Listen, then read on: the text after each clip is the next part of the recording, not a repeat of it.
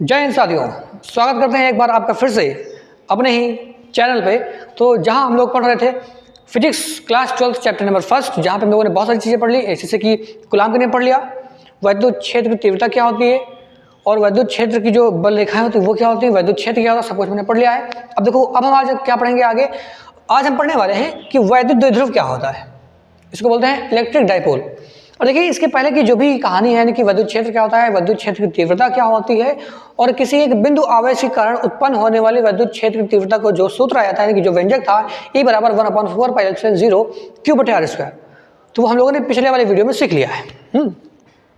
तो जो भी इस वीडियो पर नए होंगे, अगर वो जानना चाहते हैं कि इससे पहले की जो भी चीज़ें हैं वो कैसे थी, क्या थी, जो भी है, तो जा करके चैनल पे विजिट करें, वहाँ पे दोनों वीडियो मिल जाएंगे और उनको वॉच करें। ठीक है, तो आइए हम लोग शुरू करते हैं आगे की कहानी। वैद्युत द्विध्रुव क्या होता है? वैद्युत द्विध्रुव क्या होता है? देखिए, वैद्युत द्विध्रुव का मतलब क्या होता है? द्वि मतलब होता है दो, और ध्रुव मतलब होता है ध्रुव, यानी कि जहां पे दो चीजें होनी चाहिए, है कि नहीं। और ये कैसा है? वैद्युत है। और जब भी वैद्युत की बात होती है तो वहां पे क्या होता है? आवेश होता है। क्या होता है? आवेश होना चाहिए।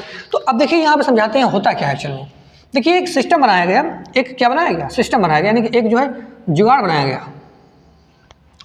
तो क्या देखा गया? देखा यह गया कि एक तरफ हमने रखा है माइनस क्यू आवेश को, और एक तरफ रखा है हमने प्लस क्यू आवेश को। किसको रखा है? एक माइनस क्यू आवेश और एक प्लस क्यू आवेश, और दोनों के ही बीच दूरी को हमने क्या मानी? 2L। अब देखिए, ये ऐसे समझ में नहीं आएगा, क्या हमने बता दिया। मैं समझाता हूँ कि वैद्युत द्विध्रुव होता क्या है आखिर। वैद्युत द्विध्रुव वो होता है, जैसे कि सपोज कर लेते हैं हमारे पास क्या है, दो आवेश है। कितने आवेश हैं? दो आवेश है। 5 कूलाम का ये भी है और 5 कूलाम का ये भी है। ठीक है, दोनों की वैल्यू कितनी है? 5 कूलाम ये भी और 5 कूलाम ये भी। लेकिन बस डिफरेंस क्या है? एक प्लस है तो दूसरा क्या है? माइनस है। बस यही यहाँ पे अंतर है कि जो हमारे पास आवेश है, आवेश दोनों की जो वैल्यू है, यानी कि जिनका परिमाण है, वो समान होना चाहिए, लेकिन उनकी जो प्रकृति है वो क्या होनी चाहिए? अलग अलग होनी चाहिए। कि अगर एक माइनस है तो दूसरा क्या होगा? प्लस होगा। और जब दोनों को ही एक बहुत ही अल्प दूरी पर, यानी कि बहुत ही छोटी दूरी पर रखा जाता है, तो इस पूरे सिस्टम को हम लोग बोलते हैं वैद्युत द्विध्रुव। क्या बोलते हैं इसको? वैद्युत द्विध्रुव। तो हम लोगों ने क्या सीखा कि ये जो वैद्युत द्विध्रुव होता है वो होता क्या है? कि समान परिमाण के आवेश, समान परिमाण के आवेश परंतु प्रकृति में कैसे हो? विपरीत हो। समान परिमाण के आवेश परंतु प्रकृति में विपरीत, जब इन दोनों को बहुत ही अल्प दूरी के बीच रखा जाता है, तो इस प्रकार से जो बने सिस्टम को हम लोग क्या बोलते हैं? वैद्युत द्विध्रुव कहते हैं। ये सिंपल सी वैद्युत द्विध्रुव है। तो अब देखो, इसकी जो यहाँ पे लैंग्वेज है, मैं यहाँ पे पूरा अच्छे से लिख दे रहा हूँ, फिर इसको आगे देखते हैं क्या होता है।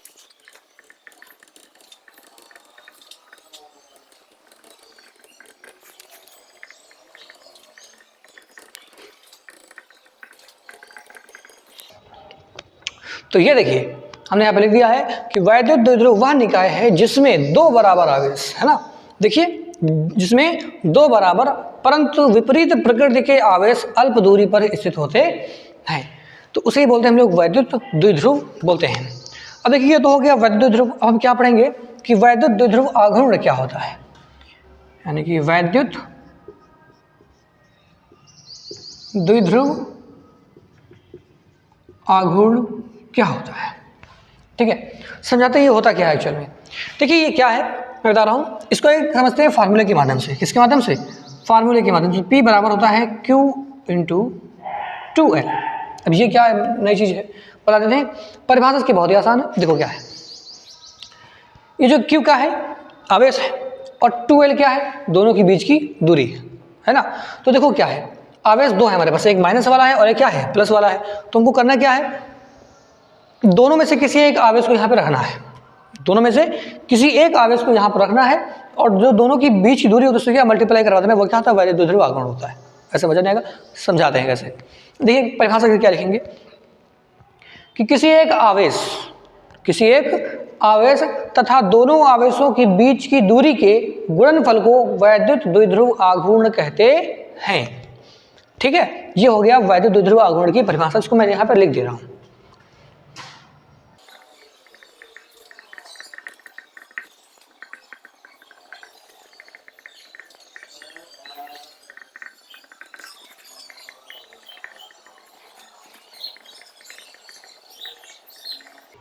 तो देखिए भाई साहब क्या है वैद्युत द्विध्रुव। क्या है वैद्युत द्विध्रुव आघूर्ण? होता क्या है कि किसी एक आवेश, हमने कहा ना कि किसी एक आवेश तथा दोनों आवेशों के बीच की दूरी के गुणनफल को वैद्युत द्विध्रुव आघूर्ण कहते हैं। इसे कैपिटल P से प्रदर्शित किया जाता है और ये कैसी राशि है? सदिश राशि। कैसी राशि है? सदिश राशि है। अब अगर ये सदिश राशि है तो उसकी दिशा क्या होती है? तो उसकी दिशा क्या होती है? ऋण से धन सिरे की ओर इसकी दिशा होती है। तो याद रखिएगा कि जैसे कि वैद्युत क्षेत्र होता है, क्या होता है? वैद्युत क्षेत्र।